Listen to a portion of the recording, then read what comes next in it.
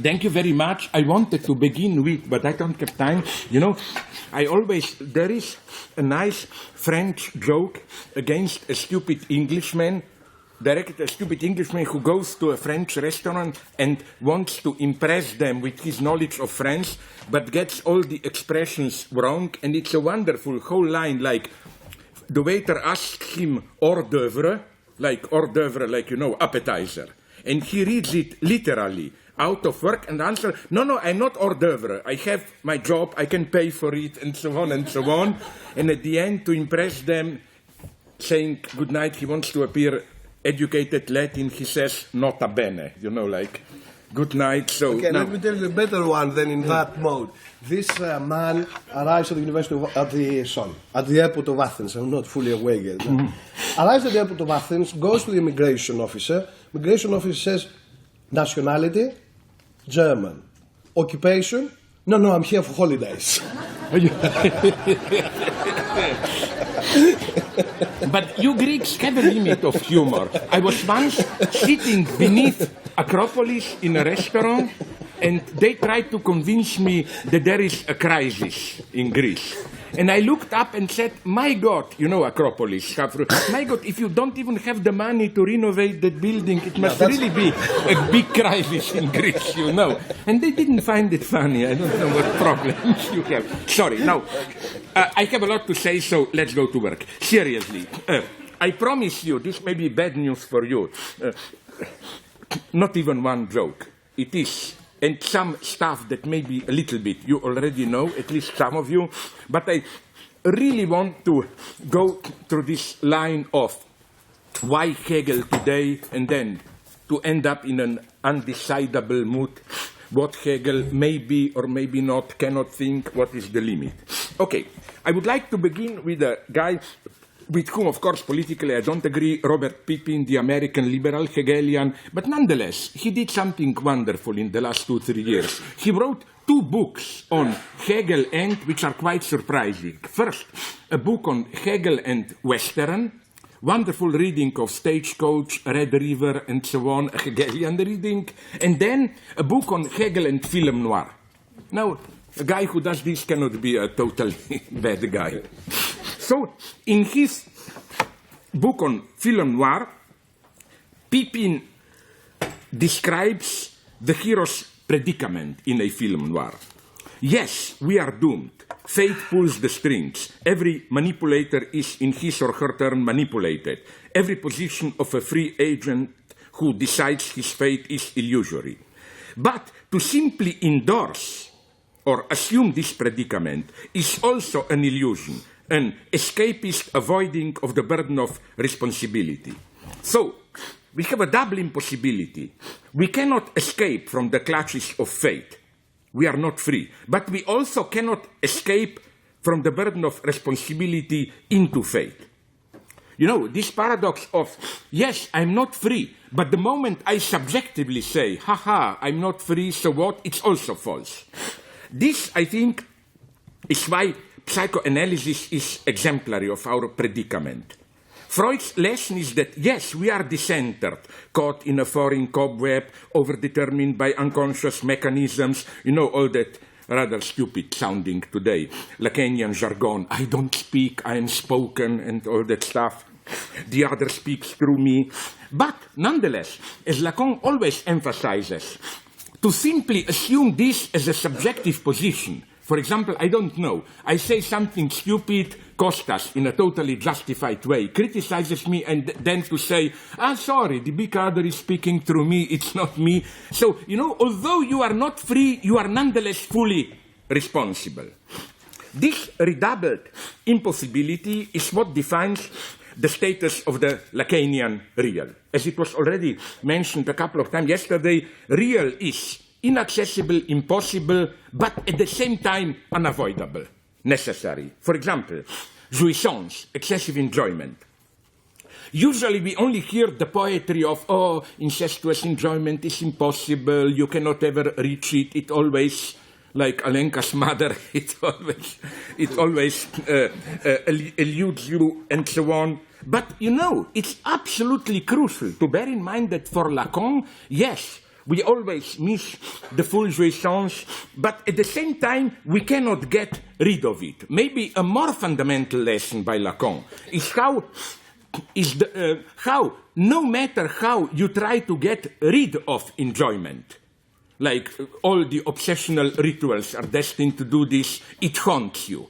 You know this standard obsessional idea how you have certain illicit desires, you punish yourself, whipping yourselves, you whip yourself, whatever, and then all of a sudden you start to enjoy the punishment itself. Like whatever you do, you cannot escape it. Did you notice how the same goes for free associations in psychoanalysis? On the one hand, and Freud was well aware, free associations are in a way impossible. It's not that you really can suspend all rational reasoning and really just have the free flow, whatever. But at the same time, that's the point. And that's the fundamental dialectic of psychoanalytic session treatment. No matter how well you plan it in advance, and you are talking to a master here. When I was in analysis, I planned up to 5 sessions in advance. Every slip of tongue was well planned and so on. It has the status of free associations. You cannot escape it. We should note here how the relationship between these two impossibilities is asymmetrical. First, we are forced to accept the impossibility to reach a certain goal, radical incestuous jouissance, the spontaneity of free associations, or whatever. Then we are unable to get rid of what we were in vain trying to reach. Everything we do is stained by jouissance and so on. In other words, the real, as already said, is simultaneously impossible and unavoidable. And what is not so often noticed, especially by post-colonial critics, is that the same holds for the properly dialectical status of universality. What people prefer to emphasize is we cannot ever reach universality. Everyone who pretends to speak on behalf of a certain universality is a hidden Western imperialist imposing a particular view, blah, blah. You know, all that story. Human rights are really the rights of Western upper middle class women or whatever. Intentional slip. But at the same time, Marx has a much more fundamental lesson that insofar as we are subject of market, we are universal. We cannot escape universality. No matter how particular you are, it's already a secondary filling in of a universal place. So again, universality is impossible, and we can play these stupid games. When I speak with a Chinese friend and tell him, your state is non-democratic, he will tell me, how do you know that we use the term state in the same way? You are imposing on me, this happened to me in India. When I told to my cultural studies friends there, what about struggle against caste and for equality, they told me, don't impose on us Western imperialist notions like equality and so on. Another of this double deadlock, negation of negation, it is in this sense that, and Alenka developed this in an yet unpublished text, I think that for Lacan, desire is indestructible precisely insofar as it is utterly fleeting, evanescent, impossible. Desire is not, in a Jungian way, like a big, solid, substantial rock. Desire is nothing. It all the way avoids you, but as such, it always returns. This brings us to freedom, which, I claim, in Kant's practical philosophy, has the same status of an impossible real. A truly free act is first impossible in the simple common sense that we cannot ever be sure that what we did was really a free act. It can always be, and Kant admitted that in a hidden way, what you think you are doing something for the sake of duty. But in a hidden way, there is always a suspicion that there was some pathological motivation. Even if your act is pure, it can be that you did it precisely to boast in front of others, to cause esteem, like, oh, you see, I did it for... So it's impossible. But this is only the one side of the story. What causes true anxiety is the prospect that our act really was free.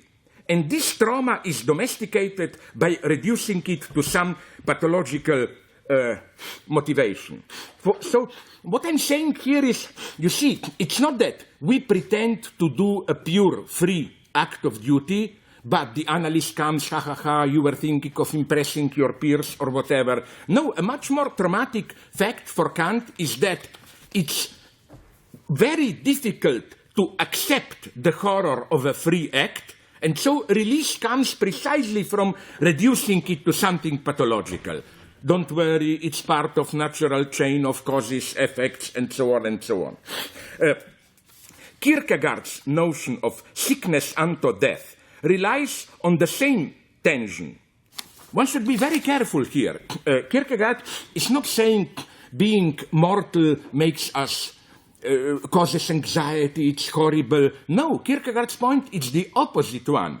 The truly traumatic, unbearable fact is to accept that we are immortal, that we are, in this sense, responsible in the afterlife. And precisely the escape is to say, ha, I can kill you. Sorry, neutral example. Doesn't matter. I'm a piece of, after I die, I disappear, I turn into dust, and so on and so on. It is, after all, a religious talk you're giving.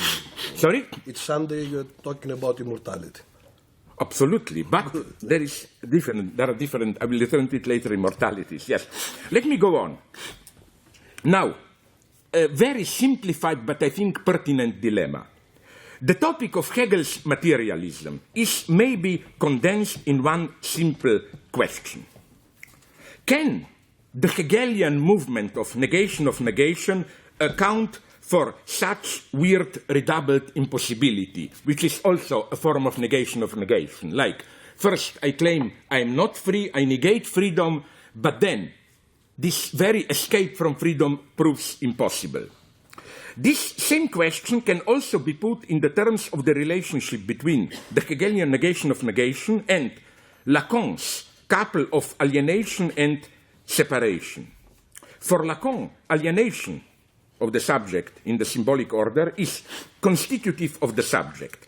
There is, stricto sensu, no subject who alienates himself or herself, or rather itself, into its otherness. You know, I claim, when you put it like this, subject alienates itself into fetishized substance, you are already saying too much, because the subject is the result of the process of alienation. It emerges through the loss of its substantial content. And this is why Lacan does have a counter move, disalienation. But it's not the standard Hegelian one, or at least what people think the Hegelian one of, I alienate myself in substantial content and then triumphantly I recognize myself in the otherness, I reappropriate. No. For Lacan, alienation is just redoubled. To use the old Hegelian phrase that I repeat endlessly, let's say ancient Egyptians have in their stupid pyramid some secrets for us. This alienation is not, now I know what is the secret. This alienation is just to experience how what we saw as the secret of the Egyptians for us were the secrets already for the Egyptians themselves. So the secret remains, it's just redoubled. Another exemplary case of such a weird redoubled negation is provided by the existential position of the self-negated pessimism. I'm talking here about a form of optimism which is in a way even worse than pessimism.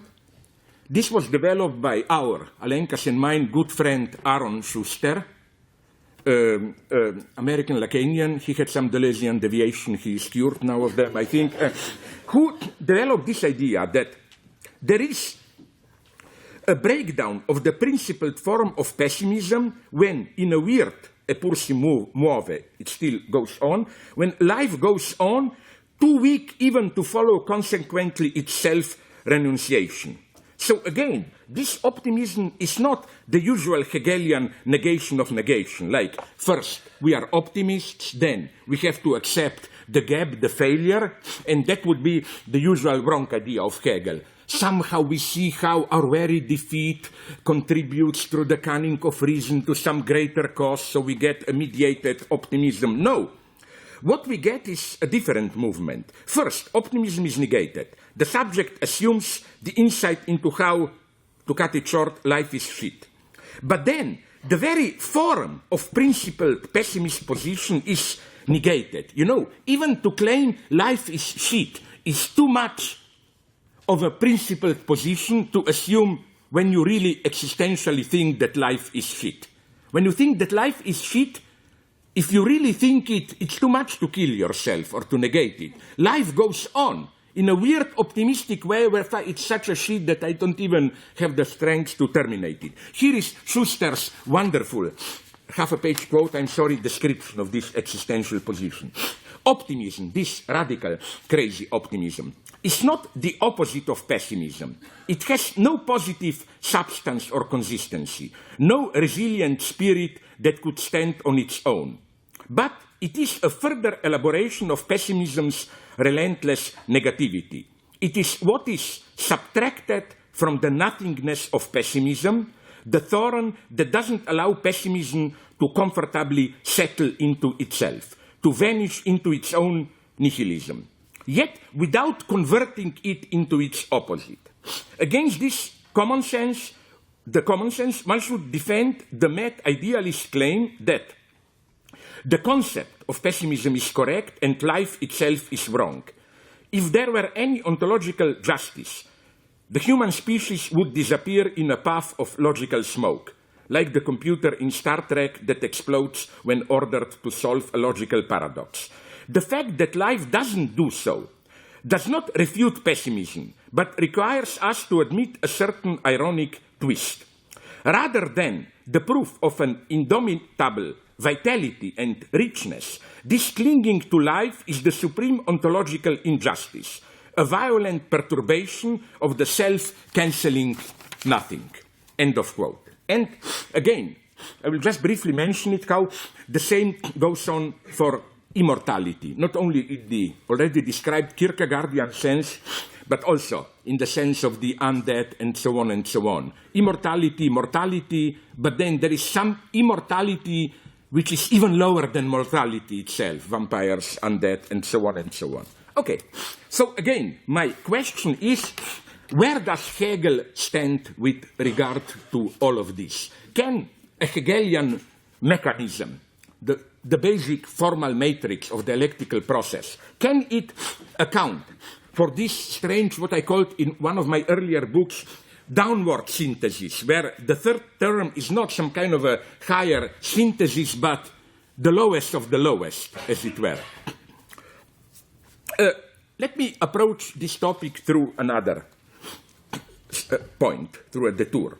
Thinkers as different as Nietzsche, Heidegger, or Derrida all conceive their own age as that of the critical turning point of metaphysics. In their or our time, that's the idea, metaphysics has exhausted its potentials, and the thinker's duty is to prepare the ground for a new post-metaphysical thinking. I think that Derrida is more ambiguous here, but at least in some of his earlier texts, even he says, like, the closure of metaphysics, we are approaching a certain zero point.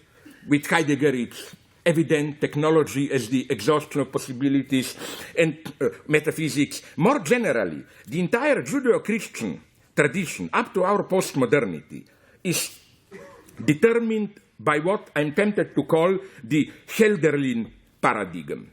You know, Hölderlin is famous, wo aber Gefahr ist, wächst das rettende auch. Where the danger is, grows also what can save us. So again, within this paradigm, the present moment appears as the lowest point in the long process of historical decadence. The flight of gods, economic alienation, social alienation in Marxism, whatever. But the danger of the catastrophic loss of the essential dimension of being human also opens up the possibility of a reversal. Kehre in Heidegger. The arrival of new gods for Heidegger, proletarian revolution for Marx. So where the danger is, the extreme exhaustion, there is also hope for a reversal. So how does Hegel stand towards this? My claim is that although Hegel is usually taken as the clearest case of this paradigm, utter alienation, then the thing turns into its opposite, that Hegel is not part of this paradigm. A certain historical teleology is wrongly associated with Hegel. The common sense or textbook idea of Hegel is that there is a naive beginning, an immediacy which lacks inner wealth and articulation, then development means dispersion, fall, up to the utter alienation which opens up the possibility of reversal. Paradoxically, I claim it is Marx, not Hegel, who follows this logic. Especially in his famous manuscript on pre-capitalist modes of economic production. For Marx, there, the uniqueness of the capitalist mode of production resides in the fact that in it, I quote here Marx, labor is torn out from its primordial immersion into its objective conditions. And because of this, labor appears on the one side itself as labor, and on the other side, the labor's own product as objectified labor obtains against labor a completely autonomous existence as value. End of quote. The worker thus appears, quote, as objectless, purely subjective capacity of labor, confronted with the objective conditions of production as its non-property, as a foreign property, a value which exists for itself as capital. However, the quote goes on, this extreme form of alienation in which, in the guise of the relationship of the capital towards wage labor, labor, productive activity, appears as opposed to its own conditions and to its own product, this extreme alienation is a necessary point of transition, and for that reason in itself, in an inverted form, it already contains the disintegration of all limited presuppositions of production, and even creates and produces the unconditional presuppositions of production, and thereby all material conditions for the total universal development of the productive forces of individuals. End of quote. So history is thus the gradual process of the separation of subjective activity from its objective conditions.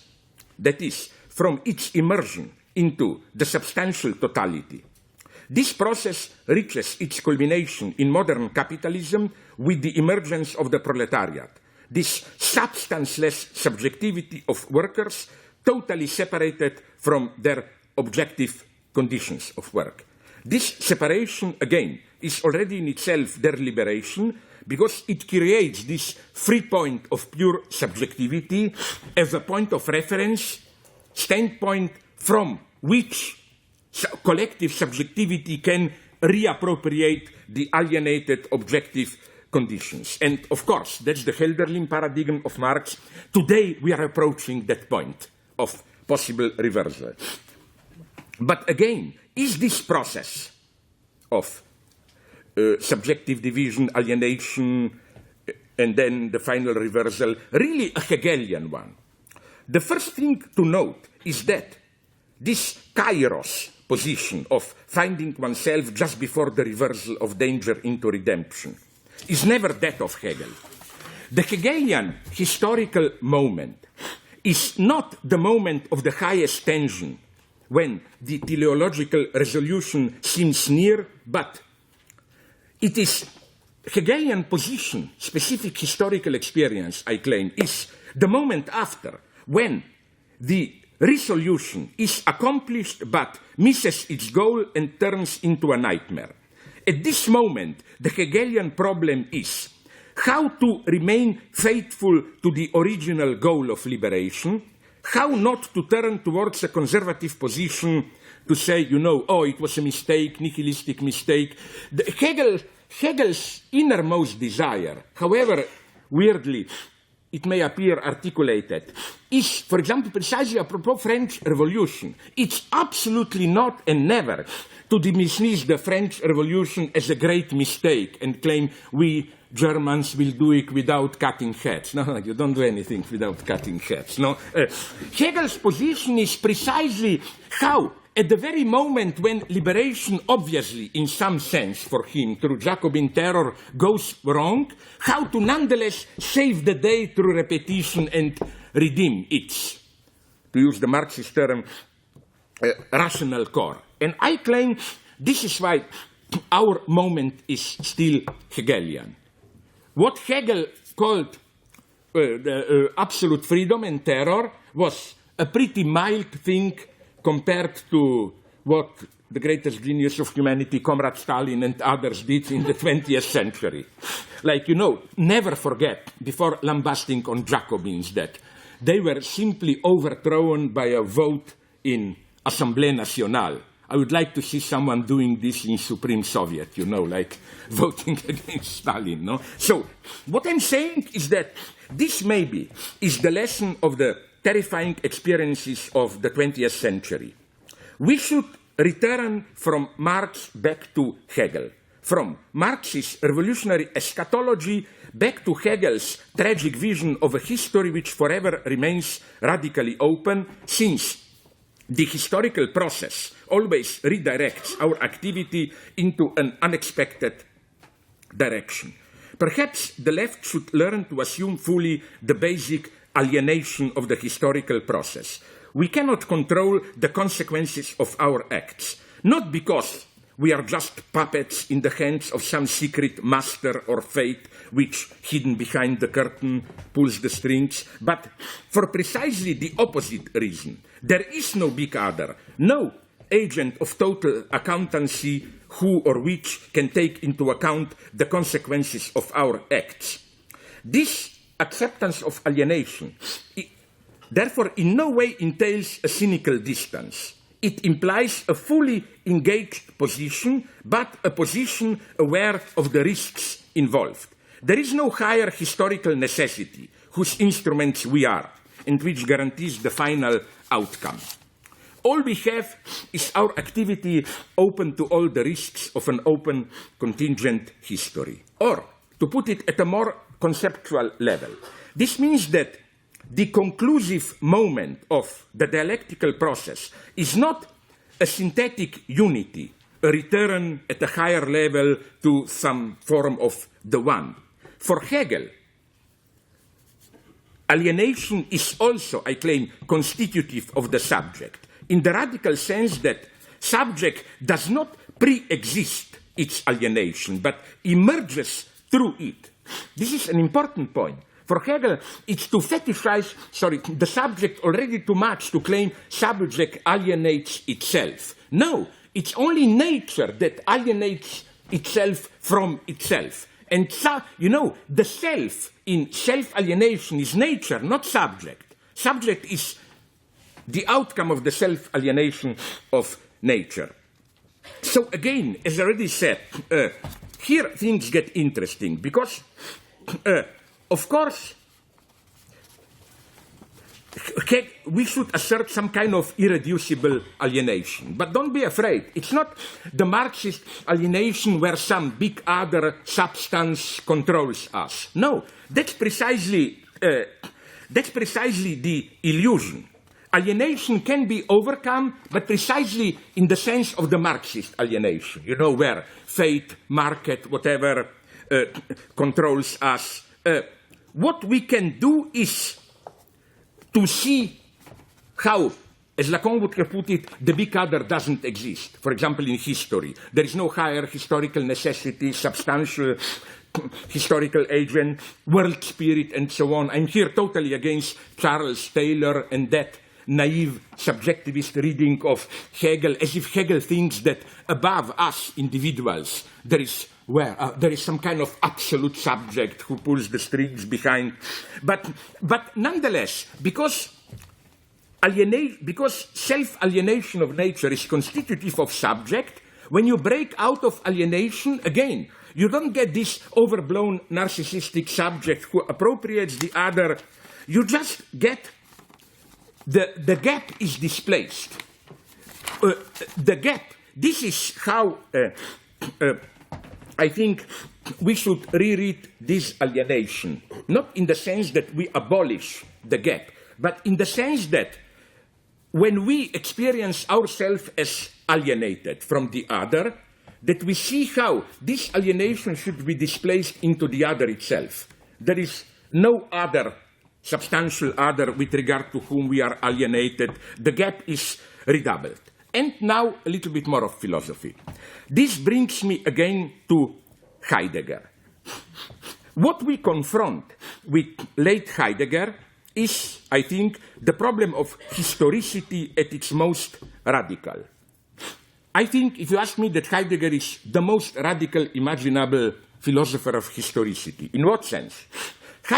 Late Heidegger's Ereignis, event, historicity, is historicity which goes, as it were, all the way down, which cannot be reduced to the deployment or revelation in history of a non-historical absolute.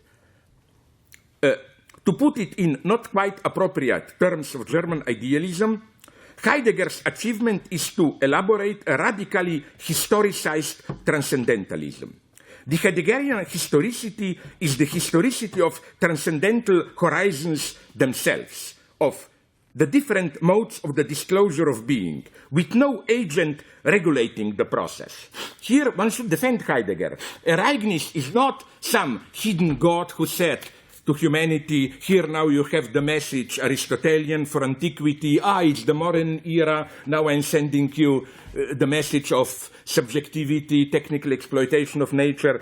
No, Ereignis is Ilia as Gipt. It's totally non-substantial play. There is nothing behind it. For Heidegger, the ultimate horizon is the horizon of this Weltspiel, as he puts it, of play of different transcendental horizons.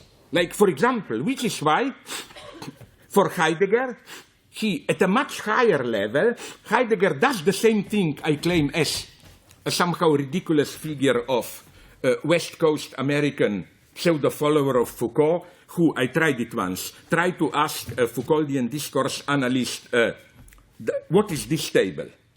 And he will tell you, the only question we can ask is, in what discursive regime can we even speak about a table, and so on, you know? Or, do I have an immortal soul? In what discursive, like, as if the ontic question, to put it naively, is totally subordinated to that of the ontological horizon.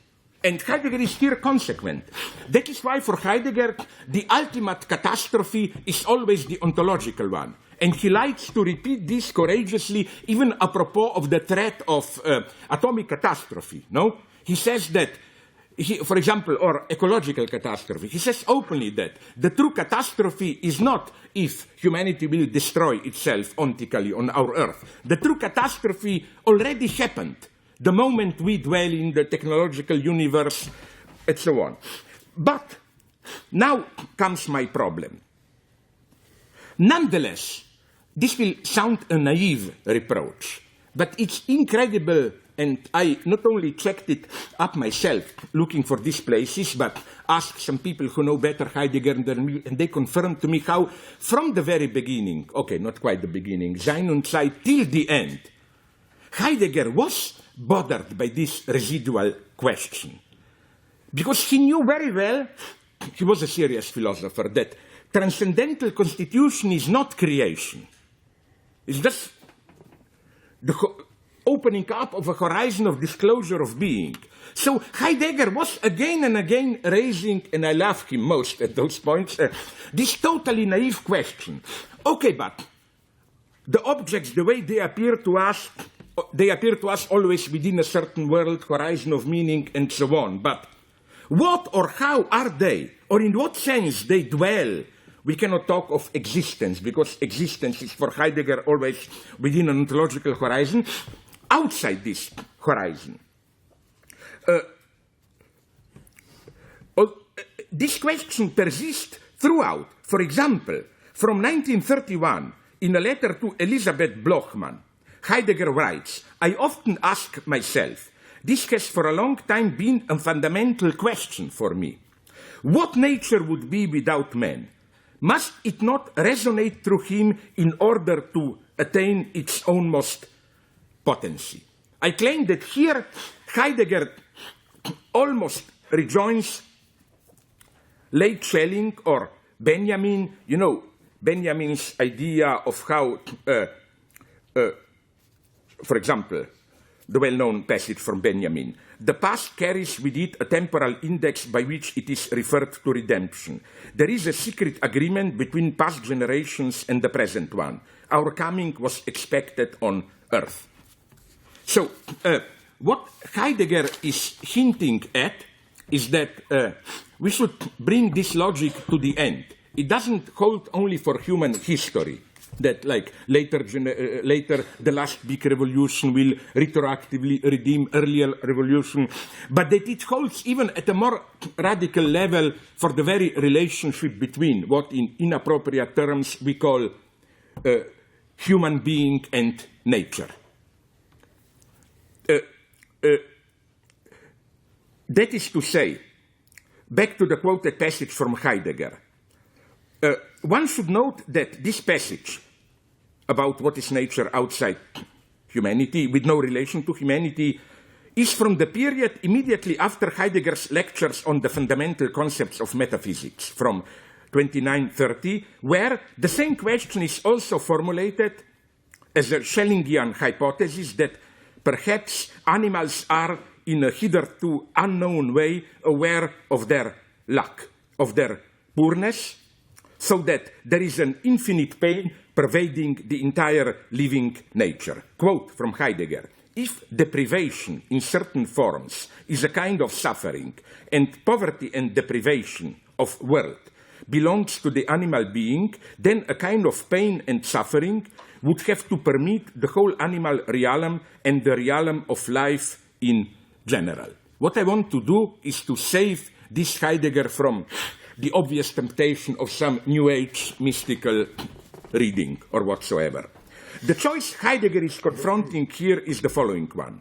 According to his basic position, the reproach that the definition of animal as, you know, poor in the world, weltarm, and of stone as weltlos, without world, they imply reference to the human, opened up to a world, and so this would be the transcendental solution, that when Heidegger talks about animals as weltarm, poor in the world, he simply means that we, as humans, are always within the horizon of opening up, dwelling within a world, and from this point, we cannot but experience animals as weltarm. But the question, what are animals in themselves, is simply meaningless, because it would presume that we can somehow step out of our inner worldly existence, not ontic, but in the sense of dwelling within a horizon of meaning, and simply from nowhere look at reality. However, as if himself doubting the sufficiency of this transcendental reply, Heidegger hints at another position. Not that things are simply there in the worldless reality, but that they're deprived of the world. Situation, status, is not just the way we perceive them from our human position. It is something that characterizes them there immanently. Heidegger refers here to an old motive of German Romanticism, I already mentioned it, from Schelling to Benjamin, the motive of the great sorrow of nature, or, as Derrida paraphrases Benjamin, Derrida in his wonderful short book, The Animal That I Am, quote, it is in the hope of requiting that sorrow, of redemption from that suffering, that humans live and speak in nature. It's a beautiful mystical thought that our human speech exploded to redeem nature from its suffering. Again, is this to be dismissed as a stupid, mystical, obscurantist, New Age topic? No. I think it asks the right, it raises rather the right question, which is not what is nature for language. Can we grasp nature adequately through our language. But the true Hegelian question, which is the opposite one, what is language for nature? How does the emergence of language affect nature? Aaron Schuster, again, drew attention to how Lacan himself oscillates here between the predominant transcendental approach and some timid hints to its beyond. It's interesting how, again, Lacan here, if you read him closely, is caught in exactly the same predicament as Heidegger. On the one hand, Lacan's official position is the symbolic order is the ultimate horizon. You know, all that bullshit. We are always already in language, blah, blah, and all that we can do is, like in a Platonic mode, to concoct, invent beautiful stories, to develop myths about what went before. But it's not as simple as that. Often Heidegger hints, Lacan, that the symbolic order is a reaction to some radical deadlock. Of course, he doesn't use these mystical terms, sorrow in nature, but deadlock, being at a loss, dislocation, which is already there in nature. Again, I quote, so that the Freudian Unbehagen in der Kultur should be supplemented by an uncanny Unbehagen in der Natur. It's not simply that nature is this homeostatic, healthy universe where, animals know when to copulate, how, whatever, things are at their own place, and then, all this romantic topic of human being as nature seek unto death, displaced nature. No, a displacement must already be there, back in nature. Or again, a quote from Schuster, and I'm more than 3/4 into it, so don't be afraid. Imagine all of nature waiting for the gift of speech so it can express how bad it is to be a vegetable or a fish. Is it not the special torment of nature to be deprived of the means of conveying its pent-up aggravation, unable to articulate even the simplest lament, "Oh me, I am the sea"? And does not the emergence on earth of the speaking being effectively release this terrible organic tension and bring it to a higher level of non-resolution? You see not the higher level of resolution, but of non-resolution.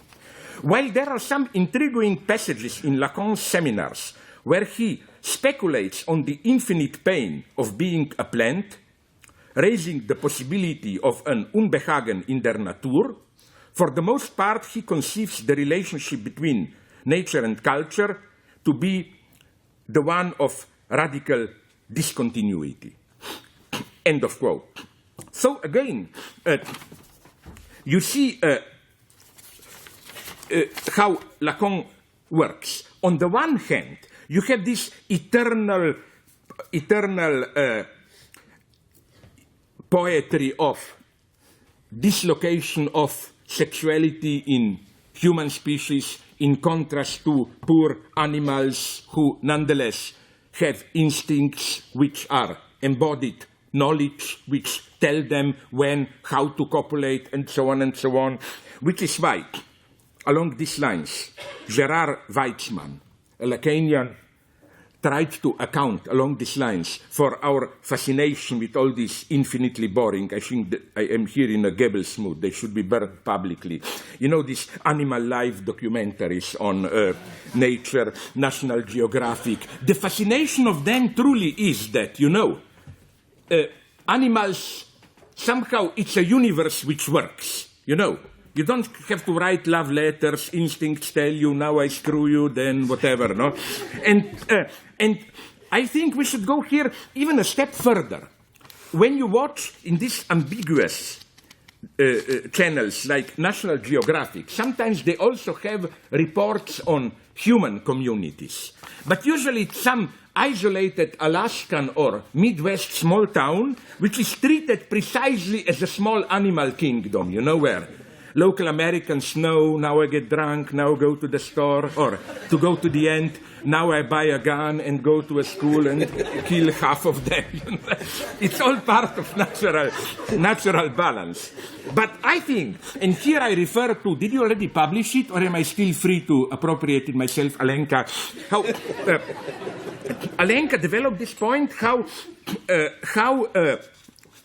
one should risk a step further, not a New Age mysticism, that there is some secret awareness already in nature, but to put it very simply, that, you know how Eric Hobsbawm speaks about invented traditions, how we retract that maybe nature, in this homeostatic sense, is the ultimate invented tradition. And maybe true materialism begins when you transpose the dislocation, gap, whatever, that is perceived as specifically human, like, you know, nature in itself, Mother Earth loving us all, whatever, and then that when we transpose this gap back into the origin, back into nature itself. And I refer here to Alenka, in a text not yet published, she again developed all this in detail precisely apropos sexuality. How, in a crucial passage, when Lacan introduces the term of lamella in Seminar 11 for fundamental concepts, he says something which passes unnoticed. He says, I quote it, Lacan, lamella is what is subtracted from the living being by virtue of the fact that it is subject to the cycle of sex, reproduction, and so on and so on. So be careful here. The deadlock is already there in nature. Again, this doesn't mean any kind of teleology, but it means that human speech is not a fall from some natural balance, but a reaction working through a fall which is there from the very beginning. Now, the last couple of pages with the political point, I think that all that I'm trying to say was said beautifully by Wagner in his Parsifal, whose final message is, in German, Die Wunde schließt, der Speer nur, der sie schlug. The wound can be healed only by the spear that made it, smote it, cut it. Hegel says the same thing, although with the accent shifted into the opposite direction. The spirit is itself the wound it tries to heal.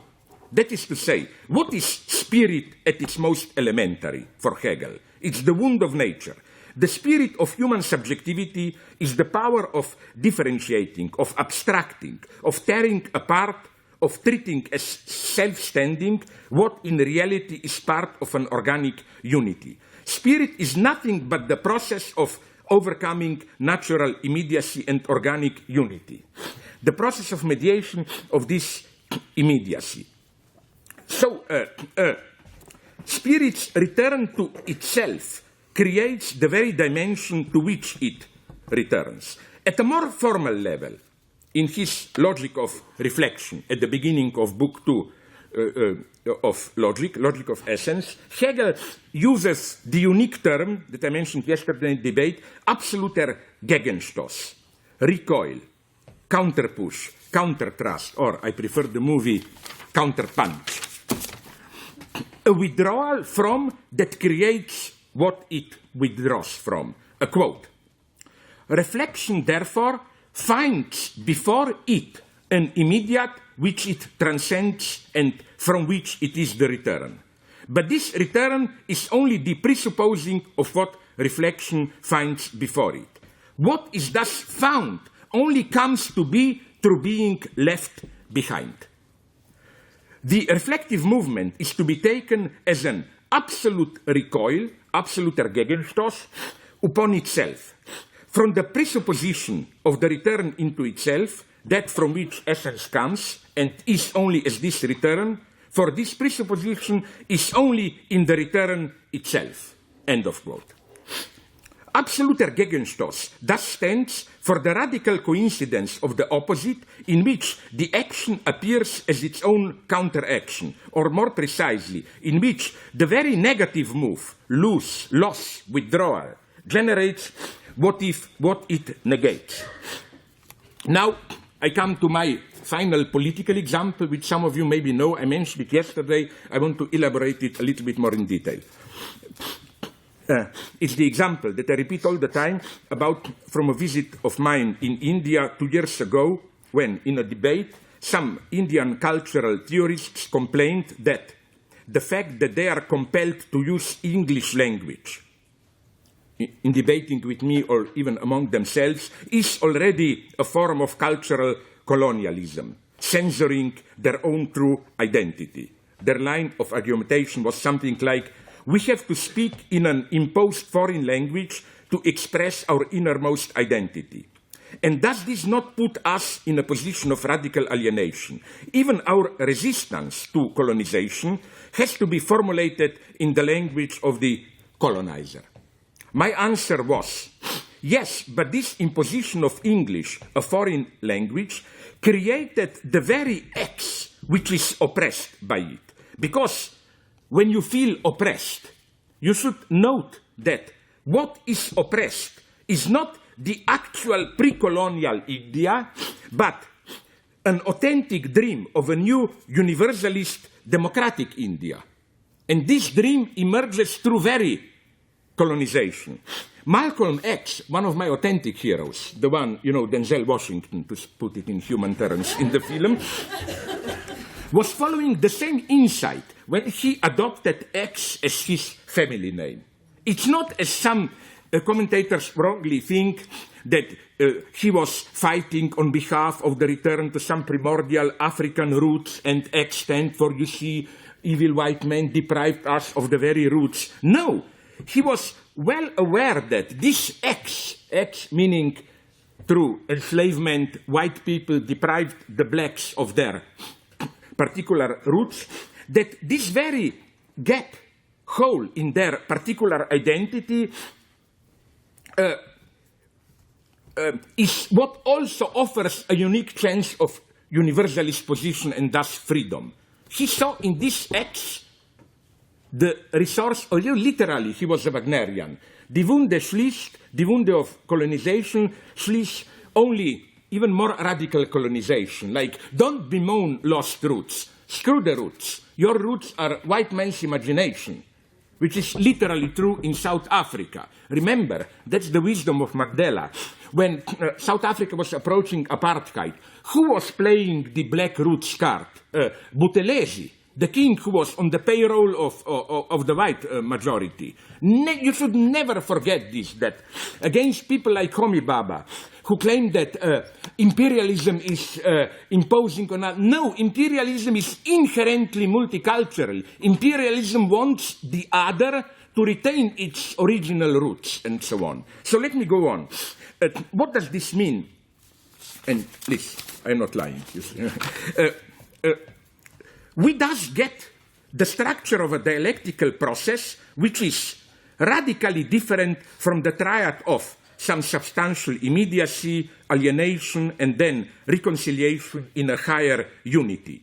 The beginning is not an immediate unity which is then lost. There is no unity preceding the loss. What is lost is retroactively constituted through its loss.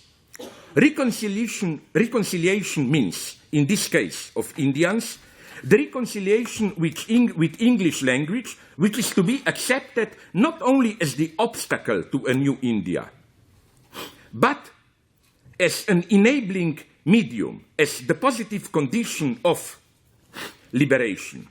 The true victory over colonialism is not the return to some kind of pre-colonial authentic substance, even less any synthesis between modern civilization and pre-modern origin. This is the eternal fascist dream. We can have modernity, but part of our old organic culture, whatever. Paradoxically, liberation is the fully accomplished loss of pre-modern origins. In other words, colonialism is not overcome when the intrusion of English language as a medium is abolished, but when the colonizers are, as it were, beaten at their own game, when the new Indian identity will be effortlessly formulated in English, when English language will be denaturalized, will lose its Anglo-Saxon privilege. This is why I like globalization. People just see this aspect of, imperialism, we all speak English. Yes, but as intelligent conservatives in the United States know, the English that we are speaking now all is Slovenian. Yeah, it's got Greek, Slovene, Chinese, let's be racist. Some Chinese merchants in Singapore, they are much closer to this universal English than Americans. Or to put it in another way, what the experience of English language as an oppressive imposition obfuscates is that the same holds for every language. You see, we should do here the same move. You should not forget that focusing on English as an oppressive medium obfuscates the fact that your original language had the same oppressive quality, and through this displacement, you can sustain the myth that we had an authentic language, while the ABC thesis that unites Freud, Hegel, Lacan is precisely that Heidegger is too simplistic when he speaks about language as house des Seins, as the house of being. It's, as I supplemented in two of my books, I think language is not simply a house of being, it's a torture house of being. Like the fundamental relationship between language and human being is one of traumatic cut, torture, and so on and so on. And we have to accept the radical dimension of it. So, today, more than ever, one should insist on this properly Hegelian ambiguity of colonialism. Colonial powers did brutally intrude into traditional societies all around the world, derailing their customs, disintegrating their social fabric, not to mention economic exploitation. So, it is, I agree, unbearably hypocritical of the Western states to worry about illegal immigration. When immigrants from poor states try to penetrate the developed Western states, these states are getting back their own message, reaping the harvest of their own past acts. And again, Marx, when he describes the consequences of the British colonization of India, is here very brutal and open, interestingly, as if suspecting what will happen one century and a half later. He even mentions outsourcing of torture as a British strategy, like we don't torture prisoners, we give them to Indians, and so on. But one should never forget how it is precisely apropos the wound of colonialism that Wagner's Die Wunde schließt der Speer nur, der sie schlug holds. The very disintegration of traditional forms opens up the space of liberation. You see my point? My point is what appears to be the deepest wound of colonialism gives you, the colonized, the chance to become more universal than we stupid Westerners ever were. You can beat us on our own terrain. You have the unique chance, as Malcolm X saw it, to create an authentic universality against our effectively limited universality. To get this point, we should bear in mind that the universality that I'm talking about here is not a common feature uniting different cultures or societies. I'm not talking about that. My God, I hate those books. You know, those UNESCO presentations of world culture where, this culture, that culture. No, I'm not for a leftist pseudo-multicultural answer to clash of civilizations was, I think, unfortunately, the Spanish once, Zapatero, prime minister, proposed the formula of pact among civilizations. No, that's the worst thing that can happen. We should, on the contrary, the formula, our answer to clash of civilization is universal solidarity between multiple clashes within each civilization. The same struggle runs across different civilizations. So the topic of West versus the subaltern should be subordinated to the topic of which is the same struggle that we share. What I see in the West is, for example, the ongoing struggle between the twin powers of neoliberal global capitalism and its dark shadow, new forms of racist fundamentalism on the one side and forces of radical emancipation, Kostas mentioned them the first day, on the other side.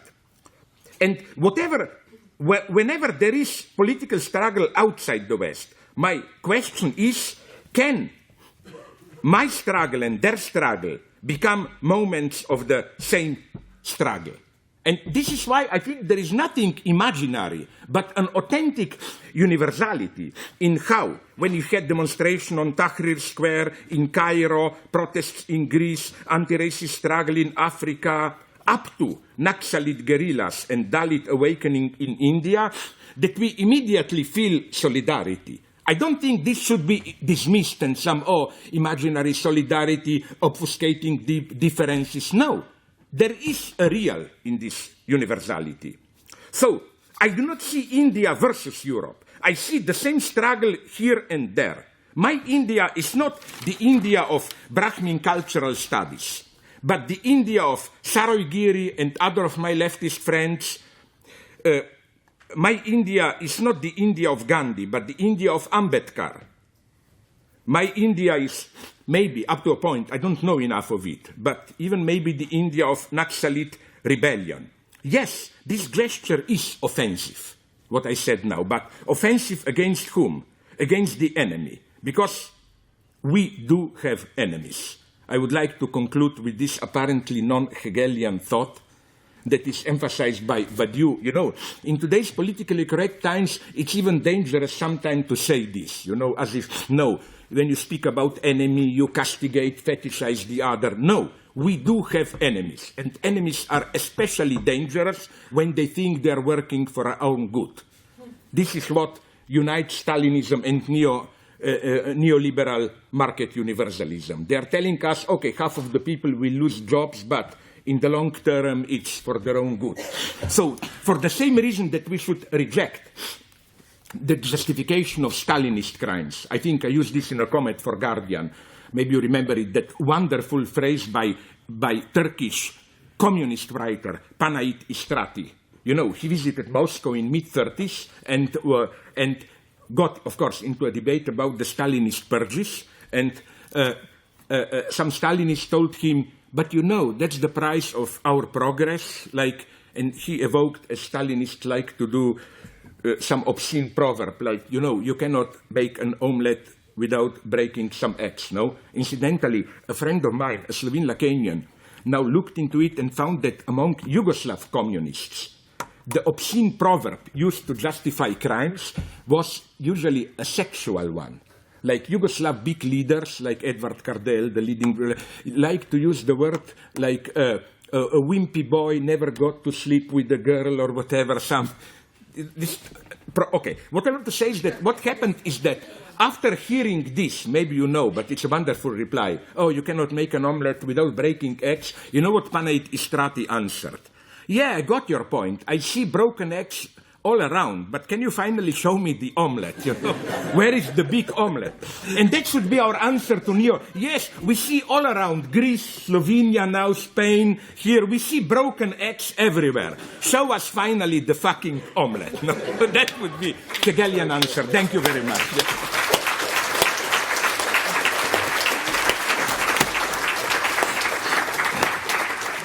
Thank you, Slavoj. Appropriately religious talk for a Sunday morning. Excellent. Now, let me start with a pretty naive question. In the midst of all these Hegelians, I know my Hegel, but I haven't read the literature. Is this Zizek or Hegel? Let me take it's a non-Hegelian question, okay. And an English literal. Yeah. Let me take you to the first part of your talk, the Hegelian thing about how you put it, downward synthesis. Yeah, what you get at the end is not the highest synthesis, but the lowest of the lowest. Okay. Sheet, remainder. Okay, excellent. But I mean, you're using the French Revolution. Of course, the French Revolution, Hegel, welcomes it, and then has all the stuff, as we know, about abstract freedom, about the terror, and all the rest of it. But then Napoleon comes. So I mean, the idea of a certain, as you put it, retrospective kind of necessity, retrospectively constructed, still exists there. So there is Napoleon, he's the spirit on horseback in Vienna. Then we have Zidlichkeit, is coming in Prussia. So there is a sense, okay, you don't want to call it eschatology, but, by making this big distinction between Hegel and Marx, and Hegel is more sort of radical and so on than Marx, I'm not sure that, this is right in terms of what we read about Hegel. Now, of course, if you're telling me that your enemy is Charles Taylor, who has some strange idea of a puppeteer that moves the history through the puppets. Of course, I mean, if that is the case, I don't know. I mean, you're absolutely right. But that is not, what most people who naively read Hegel like me, I don't read all the kinds of literature. They do read Cunning of Reason in this way. They do. Don't they? I'm asking you. Well, not now. That there is some kind of you a mentioned cunning... Bradley in the 19th century Hegelians here in Britain, but I mean, not today. I mean, who reads that kind of... But more importantly, why is Marx more eschatological than Hegel? I mean, the wonderful political writings of Marx have nothing to do about eschatology. The 18th Brumaire, sort of all that kind of stuff, which is not about... I mean, of course, the whole of modernity believes in a certain periodization. You keep using the terms postmodernist, pre-modern, modern. But this is a totally modernist position. Everyone uses those classifications. Similarly Hegel, similarly Marx. So why, I mean, what is the stake between this big sort of return to Hegel against... Okay, I will tell you exactly. So, I mean, this is Zizek, this is not Hegel, that's what I'm saying. And now that's great, I mean, I'm not against it. You will get the full answer long later into your prison cell in Gulag. Sorry, seriously. I will tell you exactly where. Where Hegel is, for me, more materialist is precisely where Marx, when he says the owl of Minerva takes off only in the evening and at so dusk. on. It flies at dusk. Yeah, which means Marx does something which for Hegel is absolutely prohibited. It is to adopt now, in present moment, a position of knowledge of history, where history goes, which justifies you in what you are doing now. This position of having somehow transcendent historical knowledge. We are at this point, and then the idea of revolution. This was wonderfully developed, but this is why I think he is not a Hegelian Lukács, precisely in this sense, in history and class consciousness. This idea of a proletarian revolution as a totally transparent act, not in any metaphysical sense, but like we know where history is going, and we jump on that wagon, and we do something, and we know what we do. This Hegel prohibits. Okay, but let me then remind you... this is why Hegelian teleology, this is, of course it's teleology, but it's always retroactive theology. Okay. It's never forward. Let me remind if anything, sorry, just to finish, Hegel was totally perplexed, and I agree with it. You remember Hegel's last political writing was violent, conservative, I admit it, reaction to English Reform Bill, where Hegel simply didn't know what to do with it, and so on. I think that we should recapture a little bit of this Hegelian radical uncertainty, which again doesn't mean we should do nothing. Sorry. Okay, I mean, in terms of the uncertainty, in a sense, in that part of your argument, your talk today, you go towards a kind of relativism, which is your greatest enemy. I mean, you are the guy who keeps attacking relativism. But let me say something different, however. Kant, in one of these revolutionary writings, I think either Perpetual Peace, Kant, yes, or Cosmopolitan, I don't remember which, he has this wonderful idea that nature, who is a kind sort of the spirit for him, will end up in cosmopolitanism eventually, in perpetualism. And then he has one lovely little paragraph which says, of course I do have my doubts, but because I'm Kant, because I'm an important philosopher, I'm going to come out and say these things because by just saying them, I help them come about. In other words, that the role of the intellectual, the philosopher, is while he has his doubts, to participate and therefore push the historical trajectory towards that end that in his mind is also necessary will come about. So to that extent, and this is, I mean, in terms of your work, in terms of your political writings, you go out on political activity. You go out and say, this is what has to happen. You ask me all the time, and you will ask the Greek left leader on Wednesday in Zagreb, sort of what is your program, what you're going to do after the day you get to come. And of course, that means that you want a program. In other words, you want to become a part of this historical becoming, and therefore you create a narrative, perhaps even an eschatological or teleological, precisely because you want the end to come faster or to come at all. So to that extent, it is not just a question of some kind of stupid, mechanical, eschatological necessity that you are projecting. It is seeing yourself as part of that process, and therefore using whatever means are available to you, including perhaps a kind of stupid history narrative of necessity, in order to push in that direction. I got your point. It's a very nice point. But first, let me go step by step. We don't have time to go into it, but the two of you, Catherine and Rebecca, have written a lot about it, that, relativism, why not? I claim, I don't have time to develop it now, that what Hegel calls absolute knowing is the most radical self-relativization that you can imagine.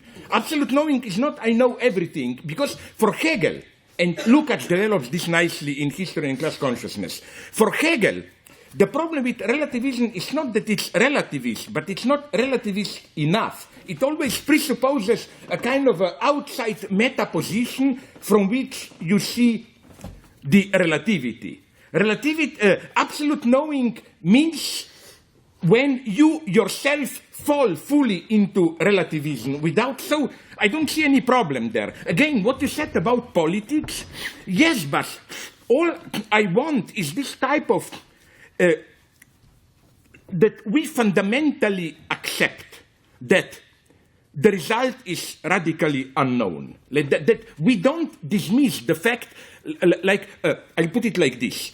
The way Hegelian canon of reason is read is usually nonetheless in the bad teleological sense. Like, for example, I am a bad guy, I kill people to take power. But if my name happens to be Julius Caesar, nonetheless, I'm an unconscious tool of higher necessity, and precisely in following my basest instincts, I play a role, blah, blah, blah. The way I try to read Hegel, and here I draw your attention to a book that I like very much.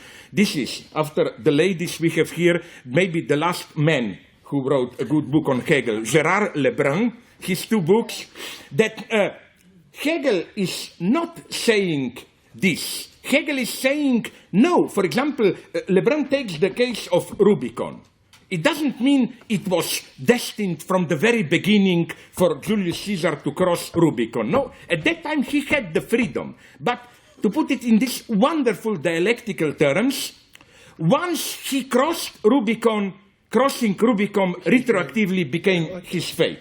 And that's absolutely fundamental for Hegel. Canon of reason does not mean that there is a big agency which, as it were, uses you for its hidden purposes. No, it means more something what Stephen Jay Gould would have called exaptation. You do something, it goes wrong, and then in a contingent, improvised way. So this is why I even think that Hegel, what he calls canon of reason, is even more canon of unreason, in the sense that one thing that you can be sure of is that whatever you do, it will always go wrong. And Hegel's problem is how to make use of things going wrong. That's just a more modest position. And yes, I'm modest here. I'm not afraid what you said. But I agree with you where I say the art is not to connect this to yesterday's debate. Isn't our problem how not to draw from this radical openness the cheap, liberal, modest, relativist position in the sense of things may go wrong, so let's not do anything radical, let's be modest, and so on. This is false. This position is false. One should go to the end risk everything for it, and so on and so on. Just two more things, very briefly. Hegel, French Revolution, as you, Rebecca, demonstrated nicely in the book, there is nonetheless one big difference. Kant, for example, is fully aware of the ambiguity of French Revolution, but he simply keeps the two sides apart. On the one hand, this fucking who cares inner feeling, enthusiasm, big. Then you go to Paris, they are chopping heads and so on. Hegel is the only one I know, and I hope I'm correctly referring to you, who is ready radically to bring the two sides together. Yes, French Revolution is the ultimate sublime event, and yes, it did necessarily turn into horror. He is not afraid to think the two together. Hegel knew absolutely and accepted it that there is no 89 without 93. You know, that you cannot say, oh, if the French were to be intelligent, 89 would be enough, no Jacobins, and so on. That's for me, Hegel. When you mentioned Kant, no, that's another sensitive topic, namely war, perpetual peace. I'm here a Hegelian, in the sense that I think that Hegel's deduction of the necessity of war should be absolutely reasserted and not dismissed in some kind of, Prussian militarism and so on.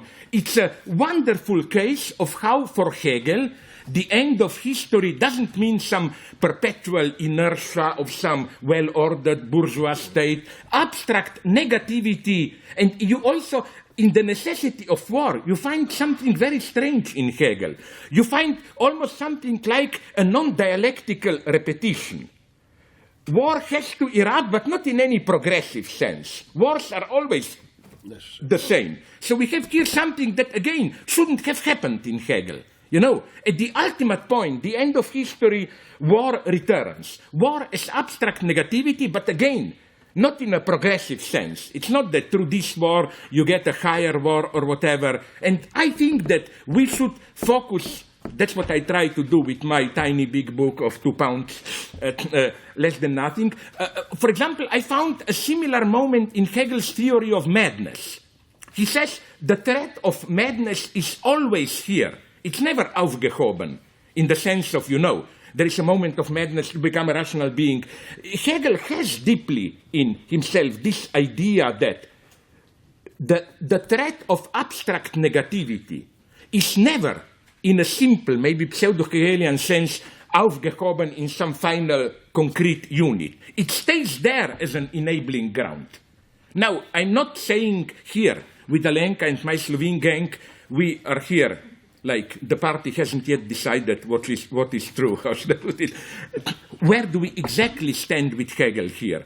But again, what I like to emphasize is this moment in Hegel which totally undermine the idea that Hegel meant by absolute knowing any type of, end of history and so on. Like, what I like to mention is, look at the introduction to his philosophy of history, where Hegel says something commonsensical, very wise and accurate. When talking about Russia and United States, he says, we are not yet in a position to develop the notion of these countries. Next century will be theirs.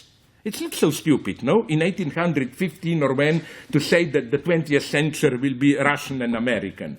And, or not to mention how many times, if you look, what for me is the summit of Hegelian system, but you are not yet mature to accept it. Hegel is the thinker which has his side which is half dead, like all that cultural analysis, history. Then the most lively Hegel is, of course, philosophy of nature, and so on. No? And there, how often Hegel is he simply says, we don't yet know enough to develop this.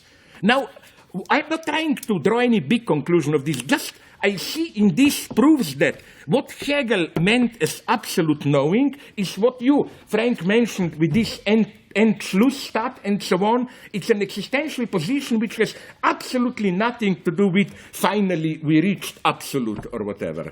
I stop. Good. I talk too much. Good.